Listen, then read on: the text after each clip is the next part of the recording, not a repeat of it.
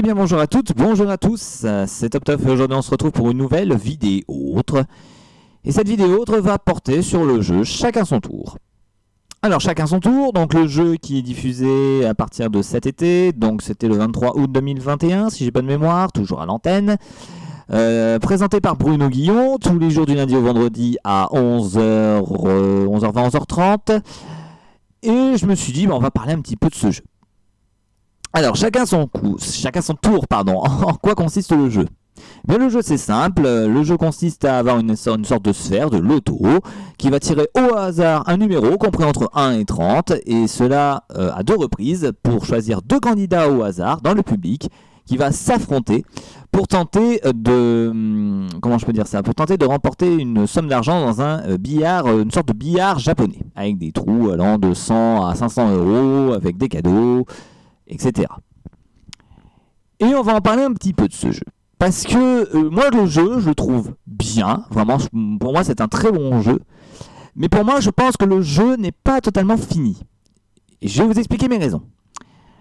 Tout d'abord, le fait de choisir un numéro au hasard parmi 30 joueurs dans le public, bon, c'est une bonne chose. Heureusement que le hasard fait bien les choses, parce que, par exemple, on a eu, je crois, très récemment, une candidate qui n'a jamais été tirée au sort et qui a été tirée au sort au bout de 1 mois et demi d'émission, quoi. Donc, ce qui fait que si tu n'as pas de chance au niveau de la sphère et du loto, tu peux rester comme ça, comme un con, sans jouer. Donc, bon, c'est une bonne chose, mais il faut que le hasard... c'est un peu dommage de jouer sur le hasard pour choisir une personne. Moi, je trouve ça un peu débile, parce que suffit que le hasard n'est pas avec toi, bon, même si le hasard, t'as une chance sur 30 d'être tiré au sort, c'est quand même une chance sur 30, c'est pas beaucoup. Donc, pour être tiré au sort, voilà. Alors, soit il y a des gens qui ont vraiment beaucoup de chance et qui sont vraiment, eux, tirés au sort souvent, soit il y a des gens qui ne sont pas tirés au sort avant un bon bout de temps. Et je crois qu'il y a une personne, qui a été tirée que 1 ou 2 fois au sort en plus d'1 mois et demi de temps. Donc ça, c'est un peu dommage. Ensuite, le principe des duels. Alors les duels, donc chaque candidat doit répondre à 2 questions chacun, et celui qui a donné le plus de bonnes réponses va au billard japonais pour tenter de remporter de l'argent. Bon, 2 questions chacun, je trouve ça un peu léger. Je suis désolé, pour le coup, juste de répondre à 2 questions de culture G. Alors les questions vont de très facile à très difficile. Voilà, c'est vraiment tiré au sort. Là, vraiment, les questions pour moi, c'est très aléatoire, vraiment. Donc là-dessus, il n'y a aucun problème. 2 questions un peu justes par contre. Et si jamais il y a une égalité entre les deux, dans ce cas-là, il y a un duel qui se lance. Et c'est le plus rapide à répondre correctement à la question qui va sur le billard japonais. Et au niveau du billard japonais, une fois que le candidat a battu l'autre en duel, et bien dans ce cas-là, il peut lancer jusqu'à 3 fois pour tenter de remporter des gains ou des cadeaux, sachant qu'il y a seulement un lancer qui sera valable. Donc c'est-à-dire que si jamais au bout du premier lancer, la personne désire rejouer, et bien dans ce cas-là, le gain ou le cadeau qu'il aurait pu gagner, et dans ce cas-là, il s'en va, il ne le gagne pas, et dans ce cas-là, ce sera son 2e lancer qui sera valable. Idem, s'il ne veut pas de son 2e lancer, et bien là, ce sera son 3e lancer qui sera valable, et si par exemple au 3e lancer, il ne gagne rien, et tant pis pour lui, il n'aura rien gagné sur ce coup-là. Donc c'est en même temps de la réflexion, savoir qu'est-ce que je fais, est-ce que je prends l'argent ou le cadeau? Alors pareil, au niveau des cadeaux, ça aussi il faut le dire, c'est que si jamais la boule tombe dans la case cadeau, eh bien c'est au candidat d'abord de décider si oui ou non il souhaite garder le cadeau, et ensuite on révèle le cadeau. Un peu comme le principe du big deal avec le rideau. Puisque dans le big deal, pareil, soit on choisissait le rideau en ne sachant pas ce qu'il y avait derrière, sachant qu'il pouvait y avoir une voiture ou une boîte de petits pois, là c'est le même principe. C'est-à-dire, est-ce que vous voulez plutôt rejouer pour tenter de gagner quelque chose, des gains ou un autre cadeau, au risque de perdre le cadeau, sachant qu'il peut s'agir d'une boîte de petits pois ou d'un voyage en Martinique? À vous de choisir, à vous de décider. Et après, c'est une fois qu'il a décidé d'accepter ou de refuser le cadeau que là on le découvre et on voit ce qu'il a gagné ou perdu. Sachant que s'il a décidé de rejouer, de relancer la boule, et bien dans ce cas-là, le cadeau qu'il a gagné reste sur la même case. Donc c'est-à-dire qu'il peut quand même tenter de remporter à nouveau le même cadeau pour le tour.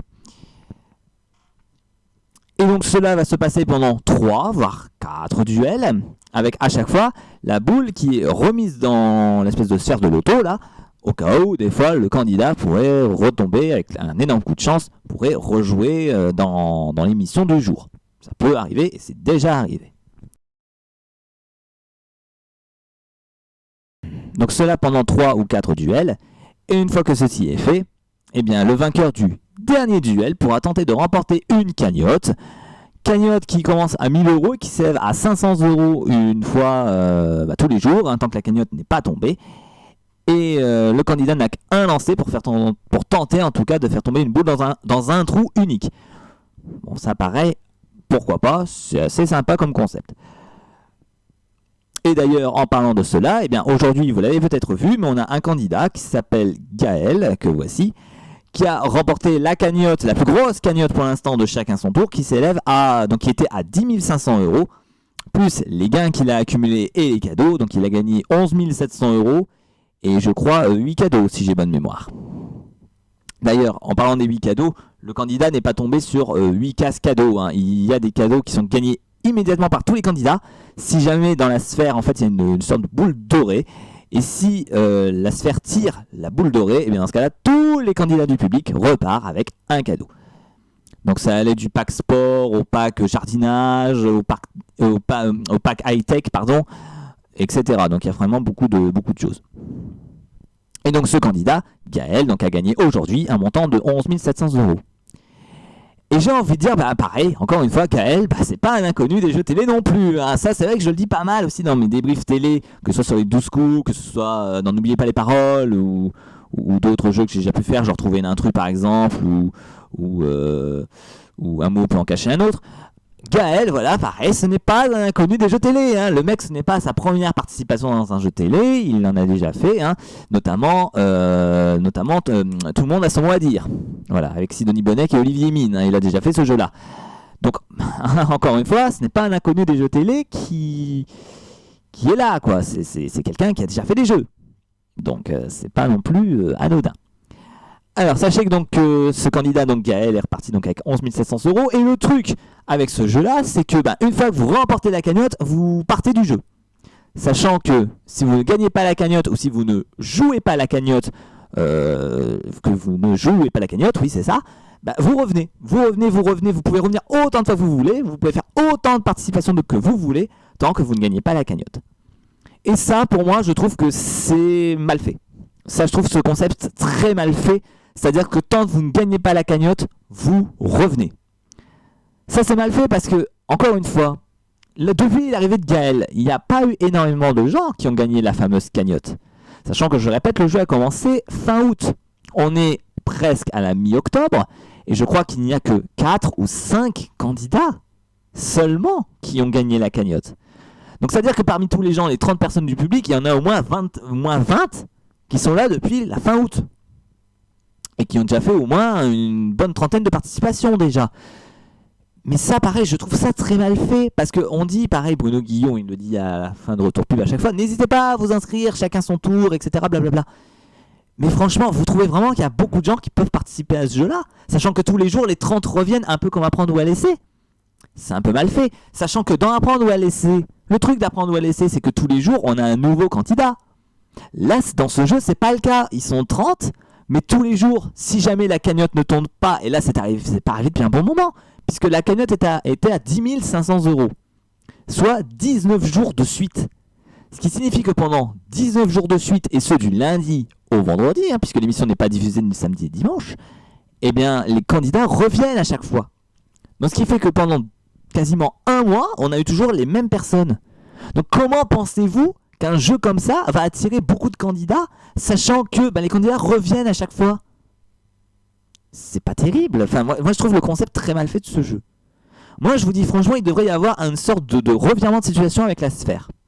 Par exemple, on fait le jeu normalement comme il est là, et à la fin du jeu, par exemple, si jamais le candidat ne gagne pas la cagnotte, et bien dans ce cas-là, on remet toutes les boules de 1 à 30 dans la sphère, on tire un numéro au hasard, et celui qui est tiré au sort, arrête de jouer. Il laisse sa place à un nouveau candidat. Comme ça, au moins, on aurait des candidats tous les jours régulièrement. Et ça reviendrait encore une fois au principe, un peu le concept du jeu, le jeu de hasard avec la sphère de l'auto. Tous les jours, fin de jeu, allez, on tire une boule au hasard, celui qui était tiré, il dégage. Il est éliminé, il s'en va. Sauf si évidemment la cagnotte est gagnée. Comme là, si la cagnotte est gagnée, et bien dans ce cas-là, le candidat, donc là par exemple Gaël, s'en va, et dans ce cas-là, il n'y a pas de tirage au sort pour l'élimination d'un candidat.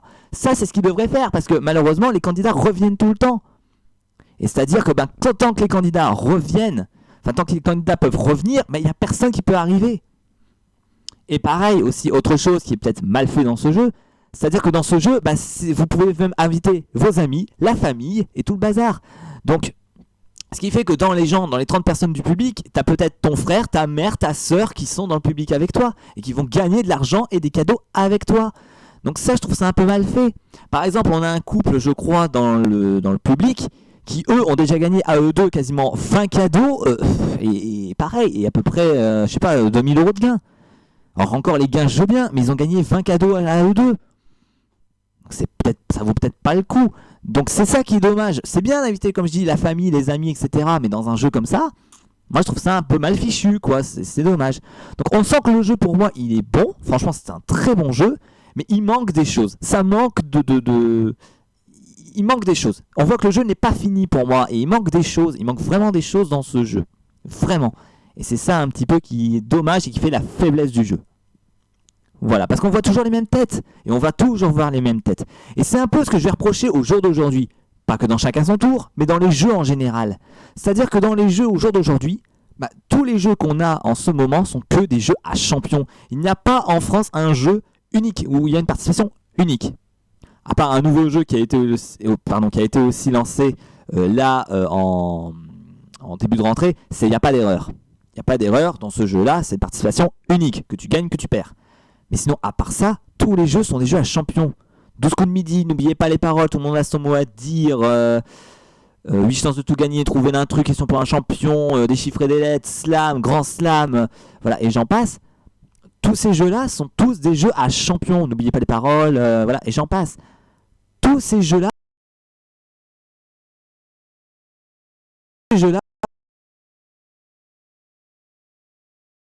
tous. Excusez-moi, j'ai le micro qui bug. je m'entends, je me dis, mais attends, je suis en train de me répéter, c'est dingue. Ok, c'est bon, apparemment ça tient. Donc tous ces jeux-là sont des jeux à champions. Mais ça, c'est un peu le problème. C'est-à-dire que pour participer à ce jeu, par exemple, qui est Chacun son tour, il faut avoir le temps devant soi. Vous ne pouvez pas rester dans ce jeu pendant 2 mois. Parce que, encore une fois, vous revenez. Tant que vous n'avez pas gagné la cagnotte, vous pouvez revenir. Mais quelqu'un qui travaille ou autre, mais il ne va pas pouvoir rester dans ce jeu-là indéfiniment. Et moi, je trouve que ça manque des jeux comme ça à participation unique. Des jeux type The Wall, Attention à la marche, Qui veut gagner des millions, La cible. Voilà, ça manque des jeux comme ça. Un contre 100, etc. Ça manque des jeux comme ça. Des jeux à participation unique. Ça manque terriblement, je trouve. Ça manque vraiment terriblement. Et c'est ça vraiment qui est dommage aujourd'hui en France. C'est qu'on a quasiment maintenant plus que des jeux à champions. Et ça, c'est dommage. Ça, c'est dommage. Il faut avoir le temps de faire ces jeux-là. Parce que si vous devenez champion et que vous restez là comme Bruno, je reprends le cas de Bruno des 12 coups de midi, 200 participations, il faut trouver le temps de rester. Chose que tous les gens ne peuvent pas forcément faire. Au bout d'une semaine, ils doivent reprendre leur boulot. Donc des jeux à participation unique, ce serait bien d'en avoir un nouveau dans le service public. Franchement, ce serait bien. Ou sur TF1 ou autre. Mais moi, j'aimerais beaucoup. Mais on s'éloigne du sujet. Pour chacun son tour. Bon, voilà. En tout cas, je vous ai dit mon point de vue, mon ressenti. Je fais cette vidéo parce que là, la plus grosse cagnotte de Chacun son tour a été tombée. Et je voulais vraiment en parler et en discuter avec vous. Voilà. Donc n'hésitez pas à me dire ce que vous pensez en commentaire. N'hésitez pas à me dire ce que vous en pensez en commentaire de cette vidéo. J'y répondrai si j'ai de quoi répondre. Et puis voilà, j'ai envie de vous dire. C'était une petite vidéo, voilà, une petite vidéo débrief sur Chacun son tour. Voilà, je voulais en parler. On m'a dit, est-ce que tu peux en parler un petit peu? Voilà, je me dis, bon, allez, je vais peut-être faire une petite vidéo débrief. Puis vous donner mon ressenti sur ce jeu que j'aime beaucoup. Encore une fois, c'est un jeu que j'apprécie vraiment beaucoup, Chacun son tour. Mais encore une fois, pour moi, c'est un jeu qui n'est pas fini et qui a besoin d'être peaufiné un petit peu plus pour que ce soit vraiment un très bon jeu. Voilà, allez, on va s'arrêter là. Donc c'était top donc pour cette vidéo, autre débrief sur le jeu Chacun son tour. J'espère que cette vidéo vous aura plu. Et quant à nous, on se retrouvera très prochainement pour une nouvelle vidéo. Et en attendant, moi je vous dis à la prochaine tout le monde.